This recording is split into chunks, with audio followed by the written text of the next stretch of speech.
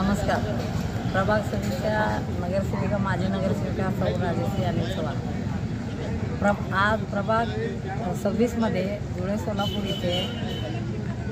सोलापूर इथे प्रभाग 26मध्ये 26 मध्ये जो असा आता पावसाळ्याच्या दिवस दरवर्षी मी निवेदन तर देतच असते आयुक्त मॅडमला वगैरे सर्व, पण इतकं दररोज मला व्हॉट्सअपला फोनही करतात आणि फोटोही टाकतात आणि इतकं तिकडे ज्येष्ठ नागरिक आहेत, सुशिक्षित लोक आहेत आणि मुलांना शाळेला वगैरे सोडायला जायला एवढे दुखापत झालेले आहेत, त्यांना पडलेले आहेत, अक्षरशः अधूसुद्धा झालेले आहेत, कोणाकोणाचे तर मयतसुद्धा झालेले आहेत अशा कारणाने.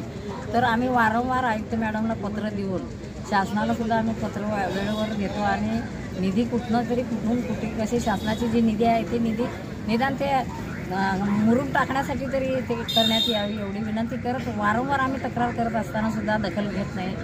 तर आम्ही काय करावं, मला नागरिकांना तोंड द्यावं लागतं आहे. बाकीचे कोण इतर नगरसेवक कोण लक्ष घालत नाहीत काय नाही, कारण आम्ही काम करतो म्हणून आमची कामाची पावती म्हणून आम्हाला सारखं नागरिकांचे दररोज फोन आहे. पावसाळा आला की दररोज फोन आहे. तरी आम्ही एक संबंधितांना सांगून थोडंफार टाकायला लावलेलं आहे, परंतु त्यांचं असं म्हणणं आहे की एका नगरात झालं तर दुसऱ्या नगरचे लगेच ते बघतात आणि लगेच सांगतात. मॅडम आमच्याकडे सुद्धा फोटो पाठवतात, व्हिडिओ पाठवतात.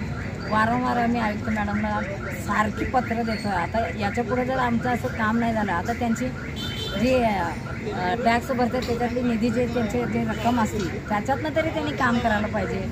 तर असं वारंवार असं किती वेळा सांगू मी त्यांना सांगून मी तर अक्षरशः कंटाळलेले आहे. मला तर आता ठोस पाऊल उचलावं लागेल.